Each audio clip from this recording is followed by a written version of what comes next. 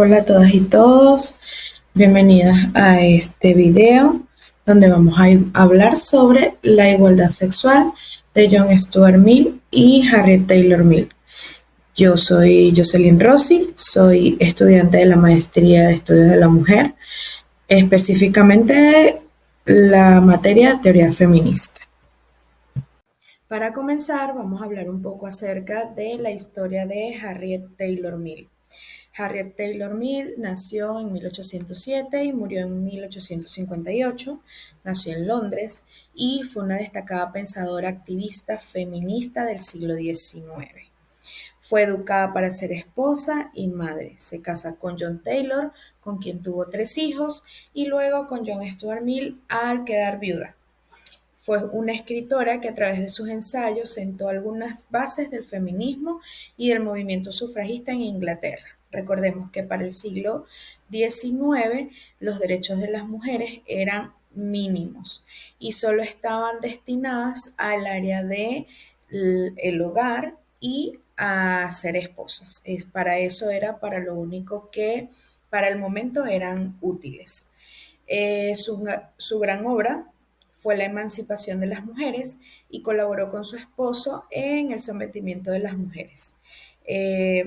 Se dice que para la época Taylor Mill influyó mucho en el pensamiento y las teorías que fueron desarrolladas por su esposo, pero sin embargo no fue reconocida en la época, ya que su esposo era el que tenía todo el reconocimiento. Por su parte, John Stuart Mill, quien nació en 1806 y muere en 1873, nace también en Londres, tuvo una educación rigurosa desde el utilitarismo, se dice que ya a los 3 años se sabía el alfabeto y su padre fue quien influyó sus principales ideas acerca del utilitarismo. Cabe destacar que el utilitarismo es una teoría en la que se define la moral en base a qué tan útil es las acciones que se tienen hacia la felicidad.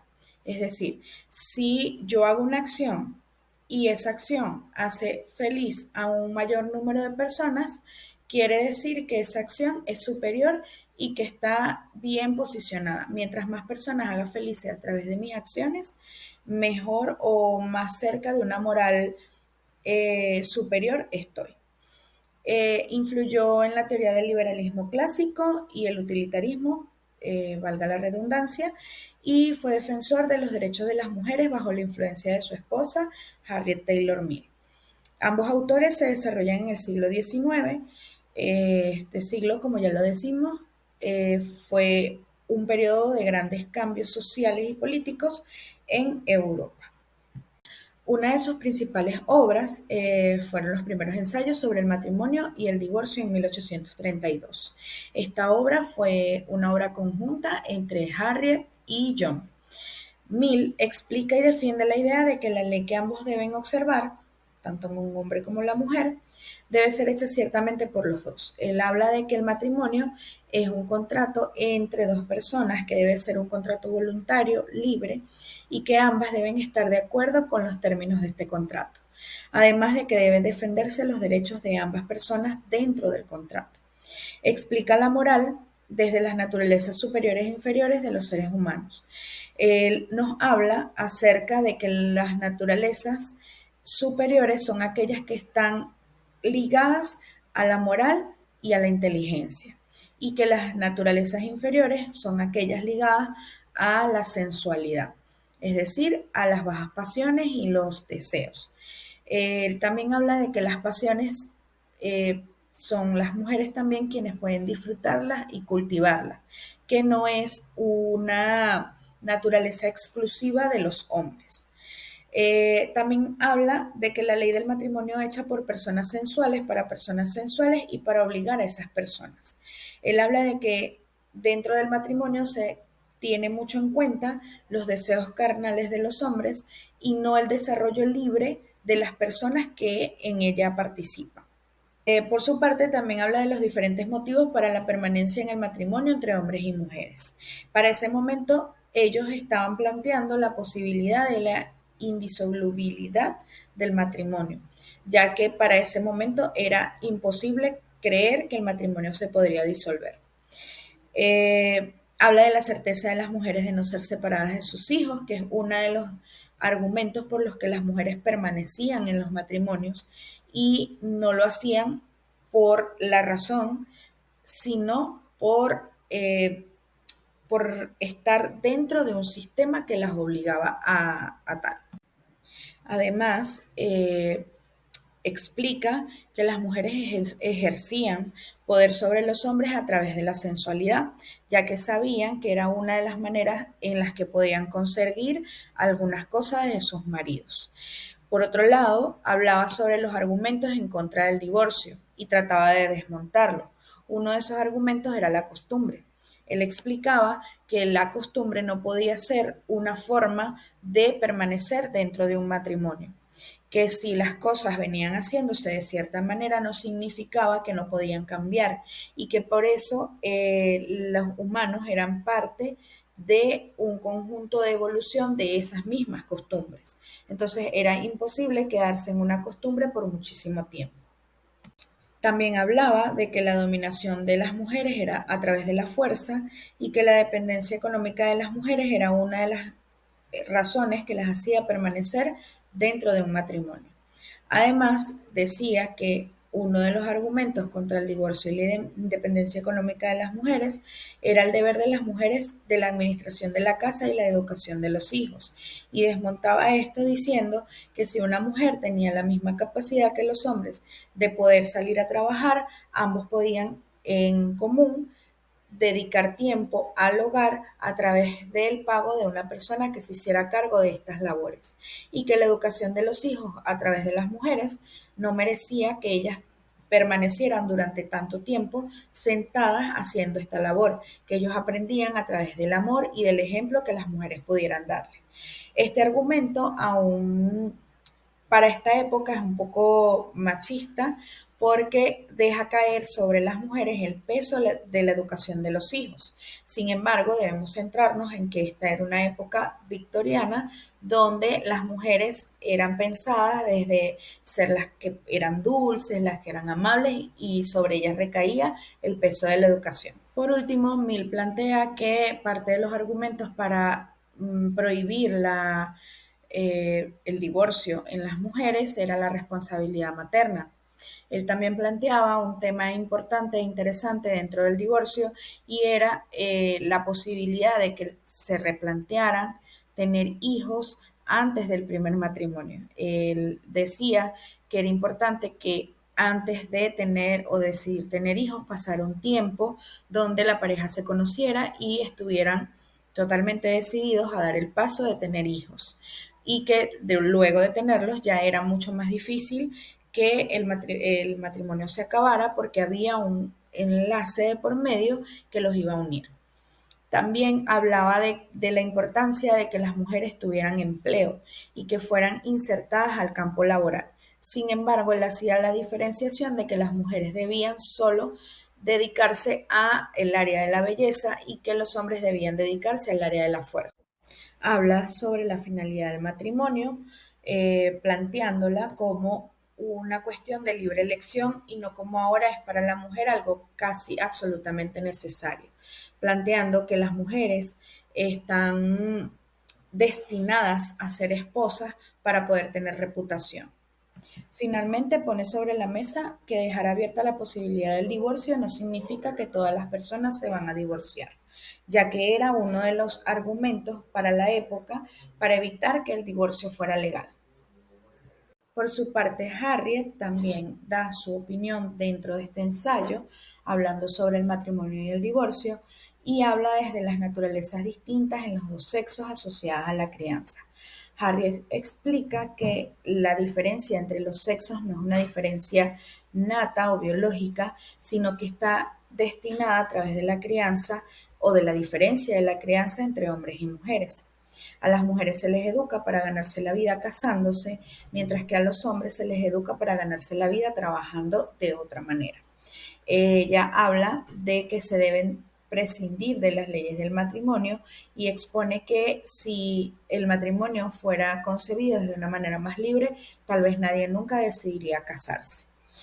Por otro lado, habla de un tiempo que debe transcurrir entre un divorcio y otro matrimonio, que eso le permitiría a la persona como aclarar su mente y tomar decisiones de manera más consciente. Y finalmente, habla de que las mujeres deben tener total libertad para tomar la decisión de tener hijos, no hacerla de una manera coaccionada, sino que ellas tengan la posibilidad de evaluar si realmente quieren tener hijos con la persona con la que decidieron casarse o no. En esta misma onda, Harriet también crea una obra, o su más grande obra, podría decirse, llamada La Emancipación de la Mujer. Esta obra fue creada en 1851 y habla sobre los derechos de las mujeres a la igualdad en lo político, lo civil y lo social como ciudadanas. Es una de las obras donde Harriet exige el reconocimiento de las mujeres como ciudadanas. Además, en esta obra, Harriet define el movimiento feminista como un movimiento político de finalidad práctica llevado adelante de una forma que denota intención de perseverar. Ella se inspira en la Convención de Mujeres de Ohio de 1850 y explica la emoción que sintió al estar presente en este lugar. Este movimiento ella lo define que es un movimiento para ellas, pero que además es llevado a cabo por ellas y explica que en esta convención eran las mujeres quienes podían pararse y hablar acerca de sus propios derechos delante de la gente y que fue muy satisfactorio para ella poderlas escuchar y poder darse cuenta de que era momento de que las mujeres comenzaran a ser representadas por mujeres. En esta obra, Harriet también nos regala el resultado de la convención.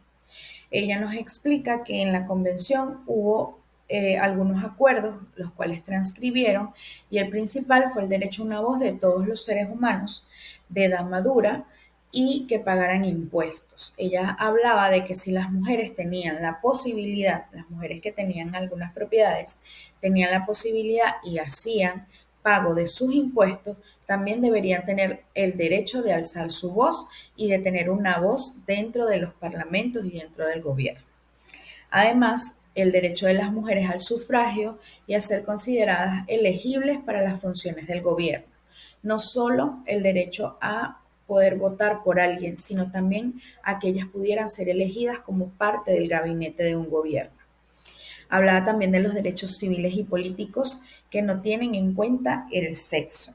Y es importante que acá hagamos un énfasis, ya que ella habla de que estos derechos no tienen distinción de sexo, ya que por consiguiente la palabra varón debe ser borrada de la constitución de cada uno de los estados. Era una de las exigencias dentro de la convención. Luego, hablaba del derecho de las mujeres a una educación para el empleo civil y profesional, no solo para educar hijos, sino también para que ellas pudieran desarrollarse a nivel profesional y pudieran tener empleos. Hablaban también en esta convención de los derechos iguales para los esposos, es decir, que dentro del matrimonio tanto mujeres como hombres tuvieran los mismos derechos y los mismos deberes. Se resume que en esta convención hubo 3 puntos específicos, que fue la educación, la participación y una participación coigual. ¿Qué significa esto? Educación para escuelas de enseñanzas de primaria y media, universidades, instituciones médicas, jurídicas y teológicas, es decir, que las mujeres tuvieran acceso a todas estas áreas de la educación. En la participación en los trabajos y las ganancias, los riesgos y las remuneraciones de las actividades productivas, que las mujeres pudieran acceder a empleos donde se le pudiera ser remunerado su trabajo y pudieran aportar a su independencia económica. Y finalmente una participación coigual en la formación y administración de las leyes. Esto significaba que las mujeres pudieran tener participación dentro de la creación de leyes y dentro de los gabinetes de gobierno. Finalmente, Harriet en su obra hace énfasis en la inferioridad de las mujeres a nivel político y civil, comparando la lucha por los derechos de las mujeres con los movimientos abolicionistas o de clases de la época. También habla de la dominación de las mujeres por la fuerza física, habla de que ninguna parte de la especie humana debería decidir por otra parte, y el destino de las mujeres a la esfera privada y de los hombres a la esfera pública. Hablaba de cómo esto era injusto para las mujeres, ya que ellas también tenían derecho a formar parte de la esfera pública. Hablaba también de la aptitud de las mujeres para la política a través de la historia, contando cómo grandes mujeres a través de la historia pudieron alcanzar un gran liderazgo siendo ellas parte de la política. Hablaba de la no exclusión de las mujeres a una ocupación debido a la maternidad, ya que para algunos hombres que era imposible que participaran, por ejemplo, en la política por temas de ocupación, no eran excluidos de la política y sin embargo las mujeres por maternidad eran excluidas de la política o bajo el argumento de la maternidad eran excluidas de la política, aun cuando no todas fueran madres. Hablaban de la elevación de la mujer de sierva a compañera, de dejar de ser vista como una sirvienta y que pasara a ser vista como una compañera. Y finalmente hablaba de que uno de los argumentos de este conjunto de hombres para evitar que las mujeres accedieran a la política o a la vida profesional era que se les iba a endurecer el carácter y que se iban a hacer como hombres, ya que estas áreas y estos espacios ameritaban dureza de carácter. Por su parte, John Stuart Mill, en su obra del sometimiento de la mujer, en 1869, pone sobre la mesa la injusticia de la subordinación legal de un sexo sobre el otro a través del matrimonio. También habla de la presunción a favor de la libertad y la imparcialidad. Esto con referencia a que las mujeres deberían tomar de manera libre y voluntaria la decisión de si casarse o no. También habla del nacimiento de que el nacimiento de una práctica responde a un asunto de una época y que si la época ya pasó, la ley debería actualizarse. Habla como está en este sentido como una crítica al tema de la costumbre. También compara el matrimonio con la esclavitud, al igual que su esposa Harriet, también él habla de cómo el matrimonio podría compararse desde sus bases con la esclavitud. Por su parte, también habla de la ley del más fuerte, él explica cómo esta ley contribuye a que se sigan dando prácticas como la dominación de las mujeres a través del tiempo y a través de una ley como el matrimonio. También habla de que la inferioridad de la mujer no es cierta, que es solo un mito para poder seguir teniéndola dominada. Habla de que la sociedad patriarcal es dañina tanto para hombres como para mujeres, que nos dañan al igual tanto hombres como mujeres en nuestro desarrollo personal, de que la dominación vista como natural por quienes dominan es lo que hace que el sistema siga permaneciendo. Es decir, por ejemplo, cuando hablaba de la esclavitud, él decía que para su momento la esclavitud era vista como algo natural y que por eso mm, no se contradecía. Y finalmente habla de su defensa con respecto al derecho al voto de las mujeres, ya que explica que ellas también deberían ser parte de la esfera pública y pudieran tener participación en los asuntos públicos. Finalmente se puede resumir la obra en que la educación es la clave para la igualdad de los sexos, en que el matrimonio debería ser una asociación igualitaria y que la participación política de las mujeres es importante. Finalmente espero que el video haya sido de provecho para todas, que podamos juntas construir el conocimiento y que bueno, a través de él podamos conocer un poquito más de la obra de los primeros pensadores del feminismo. Muchas gracias.